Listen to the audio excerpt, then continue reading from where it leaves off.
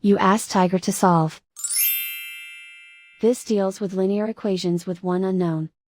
The final result is w equals 4. Let's solve it step by step. Group all constants on the right side of the equation. Subtract 2 from both sides. Simplify the arithmetic.